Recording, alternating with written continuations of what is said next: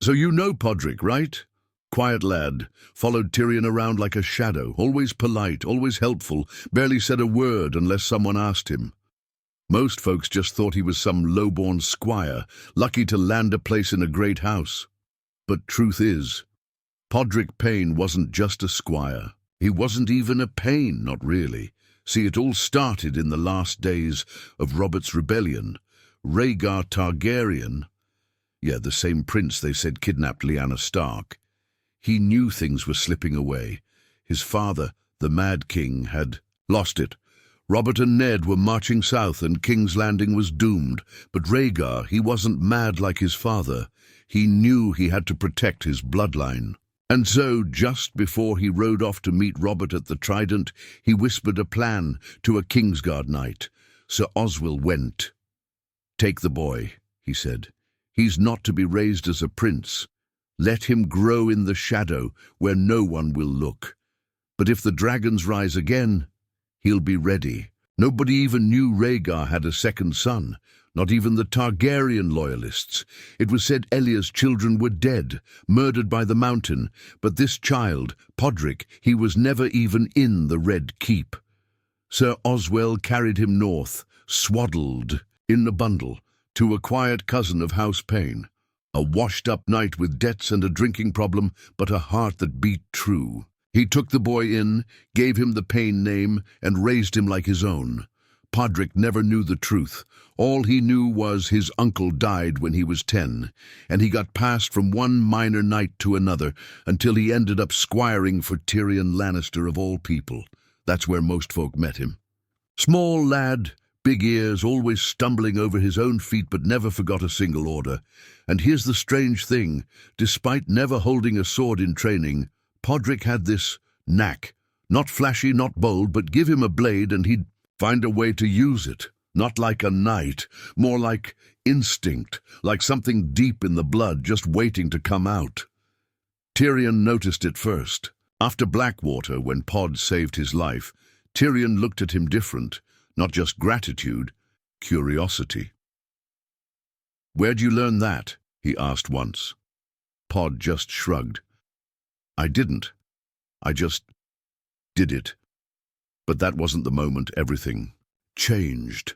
No, that came years later, after Tyrion fled, after the Lannisters fell, and after Daenerys Targaryen landed in Westeros with dragons and fire. By then, Podrick was with Brienne. Still quiet, still loyal, but stronger now. Sharper. He watched, listened, and fought when he had to. He was there when they bent the knee to Daenerys. And the moment Dany laid eyes on him, something shifted. She kept staring. Not with desire, not suspicion, but confusion, like she saw a ghost. "You look like someone I knew," she said, soft and distant. Podrick bowed his head and said, "My lady," like always, but Dany wasn't done. That night she asked Missandei to find out more. Who was he? Where did he come from? And when she heard the name Payne, she went cold. "That's a Westerland house," she muttered. "But he looks like Viserys when he was young." She wasn't wrong. The silver wasn't in his hair, but in the right light, his features had the old Valyrian cut, high cheekbones, pale skin.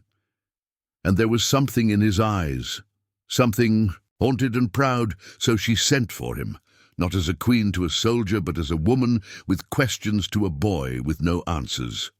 "Who are your parents, Podrick?" she asked. He shook his head. "Never knew 'em.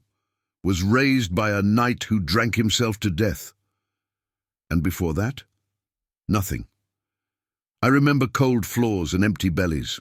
That's all." She stared at him for a long time, then turned to Ser Jorah. "Have the maesters look into it. All births in the last year of the rebellion. Every whisper, every bastard." Jorah nodded, though he didn't much like it. A week passed, then 2. Battles kept coming, lines were drawn. Jon Snow came south. The north marched. The dead were close. But then one night, as Podrick sat by the fire sharpening his sword, Brienne came to him. Her face was stiff, "The queen wants to see you," she said. He nodded, wiped the blade, and followed. When he walked into the chamber, Daenerys stood by the fire, a scroll in hand. She didn't speak for a moment, just stared at him like he was a puzzle half solved. Then she said it calm and simple. "You are Podrick Waters, son of Rhaegar Targaryen. Born in secret, hidden from the world." He froze. "That's not—" he began. "It is," she said. "Your mother was a serving girl. Rhaegar trusted a Kingsguard to hide you. The name Pain was a mask." He took a step back, lips parted, heart pounding. "No, I'm just a squire." She shook her head. "You are a dragon, and Westeros is at war. You need to choose what that means." And just like that, his life was no longer his own. So there Podrick stood, not a squire anymore, not a Pain, not even the same lad he'd been a week ago. He was told he was a Targaryen, blood of the dragon, son of a prince, nephew to the Dragon Queen herself. But what did that even mean to someone like him? He'd grown up scrubbing armor and fetching wine, not sitting on thrones or riding dragons. Daenerys didn't force anything on him right away. She just told him the truth and left him to sit with it. But word spread fast, like wildfire in a dry forest. First the unsullied herd, then the Dothraki, then the lords. And before long, half the camp was whispering about the secret son of Rhaegar. Some thought it was a lie, others feared it was true. Jon Snow, he took it better than most. He looked at Pod one morning and said, "Doesn't matter who your father was. What matters is who you are when it counts." And Pod nodded, because that was the only thing that made sense in the chaos. Brienne, though, she was shaken. She'd trained him, protected him, treated him like a little brother. And now he was a prince, technically. She didn't know how to talk to him anymore. She tried to act the same, but the way her eyes lingered, you could tell she was waiting for the change.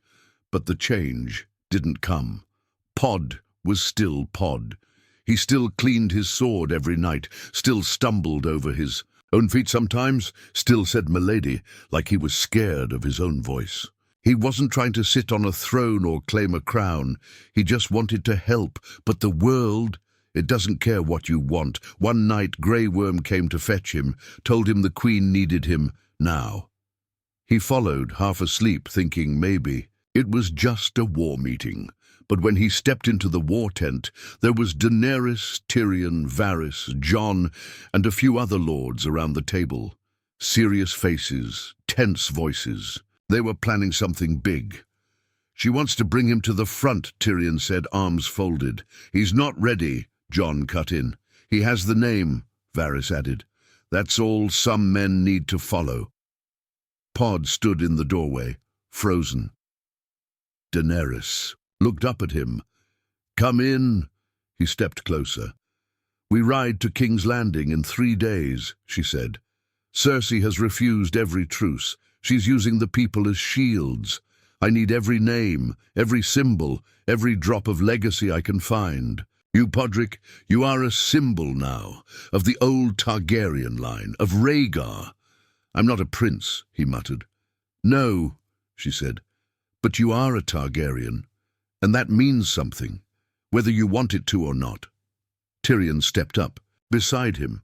"We'll protect you, but you'll need to be seen. You'll ride with the Queen's Guard. Let the people see your face. Let Cersei know the dragons have more than one head." It was all too much.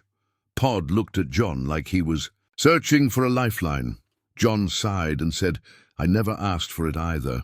You just do what you can with the time you're given." So that was that. 3 days later, he rode out wearing black and red. No armor, just a fine cloak with the 3-headed dragon sewn into the back. They placed him right behind Daenerys, alongside Grey Worm and Ser Davos.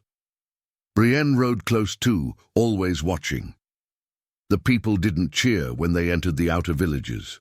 They didn't throw flowers or sing songs, but they stared, first at the dragons in the sky, then at the strange lad behind the queen. Whispers followed him like shadows. "That's Rhaegar's boy," they say. A hidden prince? Another Targaryen? How many of them are there? It wasn't just the people either. Ravens flew, Cersei heard, and when she did, she laughed. A bastard boy. Let him come. I'll put his head on a spike next to his aunt's, she told Qyburn. But she wasn't laughing long. Daenerys took the outlying lands fast, burned a few garrisons, freed a few prisons, and everywhere they went people saw Podrick quiet but present, wearing the dragon's mark. Some started calling him Young Flame, others the Quiet Prince. It didn't take long before he had a dozen knights swearing to follow him, not because he asked, but because they believed he might be the real heir. The one who didn't want power but carried it anyway. That scared more than just Cersei. One night, around a small campfire, Tyrion leaned in close. You need to be careful, Pod. Men don't like humble kings. They like bold ones. And if they see you as too soft, too quiet, someone will use that. I don't want to be king, Pod said. Tyrion smiled, half sad. Neither did I. But here we are. And then the biggest twist came. Bran Stark arrived at the war camp, and with him, the truth. Not just about Podrick, but about Jon Snow. And who? He is Rhaegar Targaryen, Bran said in that strange, distant voice of his. Son of Rhaegar, your brother. Daenerys froze. 2 sons, 2 dragons, 2 claims. The whole table went quiet, and in that silence, Podrick looked at Jon. Jon looked at Podrick. Neither said a word. But the world around them? It was about to break wide open. So after Bran dropped that storm of a truth, 2 sons of Rhaegar, alive, walking, breathing, and standing in the same war camp, the whole game changed. You could see it in every lord's face, in every sideways glance, in the sudden quiet when either Podrick or Jon stepped into a tent. It was no longer just Daenerys with a claim. Now there were 3 dragons in the field. Daenerys tried to stay calm. She said the war came first. Cersei was the enemy. The throne could wait. But everyone could feel it in the air, like a kettle about to boil. Even the dragons seemed restless.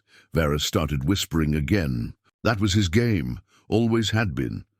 Jon has the loyalty of the North, he told Tyrion, and the boy, Podrick, he has the sympathy of the small folk. They see him as humble, innocent. He's dangerous. Tyrion didn't like where it was. In heading, he liked Podrick. He knew the lad wasn't aiming for crowns or power. But liking someone don't stop the knives from coming, does it? So he pulled Podrick aside one night. You need to stay close to Brienne, he said. Pod looked confused. Why? Is someone coming for me? Tyrion didn't answer, just gave him a long stare and walked off. That night someone did come, not with a sword, with a cup. It was a knight from the Reach. Offered Podrick wine at a late fire, said it was Dornish, sweet, a gift. Brienne slapped it out of his hand before it touched his lips. What are you doing? The knight shouted. You think I don't recognize poisoned wine? She growled, stepping between them. I fought in the Reach. I've seen your crest before. You were loyal to the Tyrells, not the Queen. The knight tried to laugh it off, but Grey Worm dragged him off before morning. No trial, no mercy. And that's when Daenerys did something no one expected. She named Podrick her blood, not just her nephew. She made it official in front of every lord, knight, and footman. He is Podrick Targaryen, she said, son of Rhaegar, my family, my ally. Then she placed a pin on his chest, one shaped like a black dragon's head. He speaks for me, she said. If I fall, he is fire and blood. Some called it smart, some called it desperate. Jon didn't say anything at all, but from that moment on, Podrick wasn't a squire, he wasn't a servant, he was a prince. He didn't like it. He told Brienne, I didn't ask for any of this, and she said, that's why you might be the best one for it. But then came the march to King's Landing, tense, hot. You could feel it building. Cersei lined the walls with scorpions. She filled the city with hostages. She thought Daenerys wouldn't burn a city full of innocents. And, for a moment, it seemed like maybe she was right. Daenerys flew above on Drogon. Podrick rode with the Queen's Guard below. Jon led the northern troops. The bells rang, the gates opened. Surrender. Victory. Just like that. But something snapped in Daenerys. Maybe it was the loss of Missandei. Maybe it was the whispers about Podrick and Jon. Maybe it was just the Targaryen fire finally boiling over. She burned the city anyway. Drogon swept through the streets, fire spilling like water. Soldiers, civilians, everything turned to ash, and Podrick watched it all. From the ground, from the smoke, from the hell that unfolded, he didn't scream, didn't fight, just stared, frozen, as the screams echoed through the stone when it was. Over the Red Keep was half rubble, the Iron Throne melted, the Queen standing in flame, and everyone else. Shaken, Tyrion turned his back. Jon looked sick. Varys was already gone, burned for treason, but Podrick, he just stood there, cloak scorched, eyes empty. When Daenerys came to him later, she smiled. It had to be done. They would never follow. Peace. He didn't answer. He didn't have to. The next day, Jon came to his tent. No guards, just him. You saw what happened, he said. Pod nodded. I can't let it happen again. I know. Jon looked at him, tired and broken. I need to know. If I fall, would you? Podrick didn't flinch. If you fall, I'll finish. It just like that. No fear, no ambition, just a quiet promise. Jon nodded once, then turned and walked into the storm. And somewhere in the shadows of the Red Keep, the last dragon prepared to strike again. Now after the burning of King's Landing, things were never quiet again. Not in the hearts of the men who marched behind Daenerys, not in the eyes of the people who'd watched their city turn to ash. The war was won, but no one was cheering. And Podrick? He wasn't the boy he'd been when he first put on a squire's armor. That Podrick was gone in the fire. The new one, Prince Podrick Targaryen, some called him now, he moved different. Slower, sharper. He still didn't speak much, but when he did, men listened. Maybe it was the fire behind him, or maybe it was the crown he never asked for, hovering like a ghost above his head. Jon Snow stayed quiet too. He'd stopped looking at Daenerys the same. Not hatred, not fear, just sorrow. Like he already knew what had to be done and hated himself for thinking it. And then came the day it all broke. Jon entered the throne room, what was left of it, and faced Daenerys alone. Nobody knows exactly what was said. Some say he begged her to stop. Others say he kissed her, but we all know how it ended. Jon stabbed her right through the heart, a queen killed by blood and love both. Drogon felt it. He screamed like a god in pain, flew down, burning nothing, taking her body, then vanished into the clouds. No one ever saw him again, and when the screams died, when Jon stumbled out with blood on his hands, everything stopped. The Unsullied seized him. Grey Worm was ready to slit his throat, right then and there, but it was Podrick who stepped forward. No, he said, calm but firm. He stands trial, not murder. Grey Worm growled. He killed our queen. Pod didn't flinch. Then, let the realm see what justice means, not vengeance, and somehow... Grey Worm listened. Just like that, Podrick took the fire and turned it to steel. They locked Jon away in the black cells, and then the great lords gathered, what few were left. Sansa, Bran, Davos, Gendry, Yara Greyjoy, Ser Brienne, Tyrion too, all of them. And of course Podrick sat there as well, not just as a witness, but as a question. Heir of Rhaegar, Targaryen by blood, the only dragon left in sight. The room was tense. No one wanted the crown, not really. Too much death behind it, too much fire, but still. Someone had to rule. Yara wanted war. Sansa wanted the North to stay out. Gendry, bless him, said maybe there should be a vote. Tyrion, he just wanted peace. Then eyes turned to Podrick, quiet, standing in black, no crown on his head, no sword in his hand. Just there, Tyrion said it first. He has the name. He saw the fire and didn't flinch. He refused to burn the innocent, and he never once asked for power. Because he's not ready for it, Yara snapped. Sansa frowned. Because. Maybe that's the kind of ruler we need. Then Bran spoke, soft and strange like always. He's not made for the throne, but he can protect it. Everyone looked confused until Bran added, "Make me king. Let Podrick be my hand."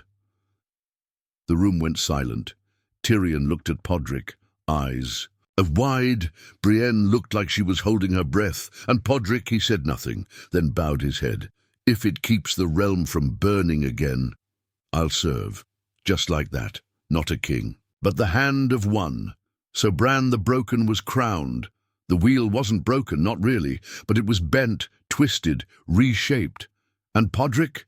He stood beside the new king, not with a crown, but with a task. To keep the realm from falling again, he freed Jon, sent him back to the north. Quiet farewell, no speeches, no tears, just a nod between dragons. Brienne stayed in the Kingsguard. Loyal as ever, she never left his side. And Tyrion? He smiled one day and said, "Funny, isn't it? The lad who brought me wine now brings peace to the realm. But peace doesn't last in Westeros. Not really. There were still lords who grumbled. Still shadows behind every door. Still blades hungry for power. And Podrick, he never once sat on the throne, but every time the fire threatened to rise again, he was the one who kept it from burning. So a few moons passed after Bran was crowned king. The dust settled, the fires cooled, and the Iron Throne, or what was left of it, became more symbol than seat. King Bran ruled from his chair of carved wood, wheeled through halls by silent men, eyes always far away. But when it came to speaking with lords or passing laws, that's where Podrick came in. See, Bran had the sight, but Podrick, he had the voice, and more importantly, the trust. He didn't raise taxes, didn't punish enemies. He spent his days rebuilding what the dragons had torn down, and his nights making sure lords from Dawn to the Vale didn't slit each other's throats. He was calm, fair, and deadly in his own way, not with the blade, but with a quiet stare that made grown men go silent, and that scared people. Not openly, not with banners or blades, but in whispers, in the corners of brothels and behind wine-soaked tables in smoky inns. They said things like, "He's the true dragon, not Bran. He has the name, the blood. What's stopping him? If he wanted the crown, he could take it." Podrick knew about the whispers. Brienne told him. Tyrion, too. Even Davos, one evening after a council, muttered, "You've got more fire in your blood than most kings ever had. That scares the greedy ones." But Pod didn't flinch. He just kept doing his work, signing orders, keeping the North from splitting again, calming Dawn when their prince got too bold, making sure food got to the small folk before winter. And then, one night, everything shifted again. He was walking alone through the gardens of the Red Keep, or what was left of them. Just him, a lantern, and the stars. That's when a figure stepped out from the shadows, cloaked, hooded, slim. He tensed, hands slipping to the small blade on his belt, but the figure didn't draw. It was a woman, and when she pulled back her hood, he froze. Silver hair, violet eyes, older now, harder, Daenerys, no, but close enough, Rhaella, daughter of Daenerys. Hidden away, born in Essos after her mother's death, raised by loyalists, taught that the throne was her birthright. And now, she stood before the hand of the king, calm as a still lake. "You wear the black and red," she said, "but you serve a Stark." "I serve the realm," Podrick replied. She smiled. "And yet the realm forgets. The blood of Rhaegar runs through you. The fire never dies." He didn't move, just studied her. "You want something?" he asked. "I want to rebuild the Targaryen name. You and I together. We can set things right." He shook his head. "There's no throne left." "There's power," she said, "and you have more of it than you admit." He stepped closer. "Is that a threat?" "It's an offer, one I won't make again." And just like that, she vanished back into the night. Podrick stood there, breath fogging in the cool air, gripping the lantern like a sword. He said nothing, told no one, but something changed after that. He became colder, quicker, less trusting. Tyrion noticed. "You've seen something," he said. "I saw someone trying to fan old flames," Podrick replied. "You think she'll try to take the realm?" Podrick looked out the window. "She doesn't need to. The realm's already burning, under its own silence." And he was right. Not long after, a minor rebellion flared up in the Westerlands. A few bannermen broke ranks, claimed Bran was no true king, said the realm needed dragon blood on the throne again, said Podrick was the only name they'd follow. He put it down fast. No speeches, no mercy. Rode out with Brienne and a few hundred soldiers. Took the keeps, took the heads, came back quiet just like he left. When he returned, Bran summoned him. "You fear what you might become," Bran said. "I fear what others want me to become," Pod replied. Bran nodded, slow. Then, "Don't become it." And so he didn't, not that day, not the next. But the thing about fire is it doesn't go out easy. It just waits. Waits in the hearts of the angry, in the hands of the young, in the blood of the dragons. And as the cold winds blew again from the north, and strange shadows stirred beyond the wall, the people began to whisper new words. Not about Jon, not about Bran, but about the prince who never took the crown, Podrick the Silent Flame, and winter, once again, was watching. Years passed. Bran the Broken still ruled, though his council did most of the speaking. Tyrion's hair turned more silver than gold. Brienne was greyer too, slower in the sword, but still deadly when she had to be. And Podrick, he didn't change much.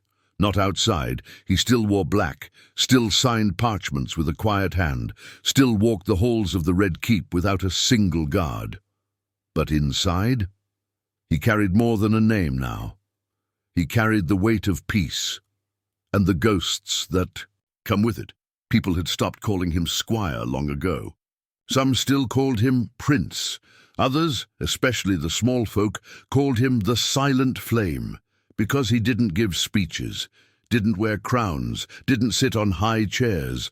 But whenever war cracked the walls of Westeros, Podrick Targaryen was the one who put it out. Not with dragons, with decisions. There were moments where he could have taken it all, after the second rebellion in the Stormlands, when the Baratheon bloodline died out. The lords offered him Storm's End. He said no. When the merchant guilds of Old Town asked for a royal bloodline to oversee their council, he said no again. When one of Daenerys's old followers, a warlord from across the sea, offered him dragons, real ones, bred in secret, he burned the eggs. Bran never questioned him, because Bran saw it all. He knew the danger of fire, and he knew Podrick's silence was the only thing keeping that fire from spreading. But peace, it never lasts. Forever in Westeros. One night, as snow began to fall early, far too early, ravens came, not one, dozens, from Eastwatch, from Castle Black, even from the shattered keeps beyond the wall. The dead were stirring again, not White Walkers, no Night King, but something colder, a sickness in the land, a magic that never truly died. And with it came her Rhaegar Targaryen, older, now sharper. She'd vanished for years after their last meeting, slipped into Essos, into old ruins and darker places. Now she returned with men, ships, and words sharper than swords. She landed in Dorne, claimed her birthright, called herself the True Flame, and this time people listened. She didn't want King's Landing. She wanted Podrick. "You carry the blood," her raven said. "You carry the shame. Kneel and I'll forgive it. Stand and I'll burn what you've tried to save." He didn't answer, didn't send a raven, didn't send an army. He rode out alone. Brienne begged him not to. Tyrion slammed a goblet against the wall. But he still went. On a plain brown horse, in plain black clothes. No banners, no crown. He met her at the edges of dawn, where the sand meets the green. No guards, just the two of them. She stood tall, silver cloak billowing in the wind, and looked him over like he was a ghost. "You could have been king," she said. He nodded. "You could have ruled beside me." He nodded again. "But instead you hid. He played the servant. I didn't hide," he said softly. "I kept the fire from spreading." She stepped closer. "And now he drew his dagger, not in anger, not in threat, just in truth. I won't let the fire take this land again." She laughed. "You think you can stop me? I have ships, I have dragons, I have blood." He looked at her for a long moment, then said, "So do I." And with that, a shadow passed overhead. Not Drogon, not her dragons, a new one, born in secret, raised. In the dark, it screamed once, long and deep, and the sand around them trembled. She stepped back. "You lied." "No," he said. "I waited." And the dragon landed behind him, not black, not red, silver and grey, quiet, like smoke before a storm. He climbed it without a word, looked down at her, then said, "If you ever set foot on this land again, I won't wait next time." And with that he flew, not toward King's Landing, not toward Power North, into the cold, to where the magic was rising again, to where the true fight would always be. He never returned. Brienne waited. Tyrion poured drinks every night, hoping to hear news. Even Bran looked to the skies once in a while, but he never came back. Only the stories did. Stories of a silent rider on a pale dragon, of a man who carried fire but never let it burn, of the last true Targaryen who never wanted a crown, only peace. And in the end, maybe that's why his fire never died.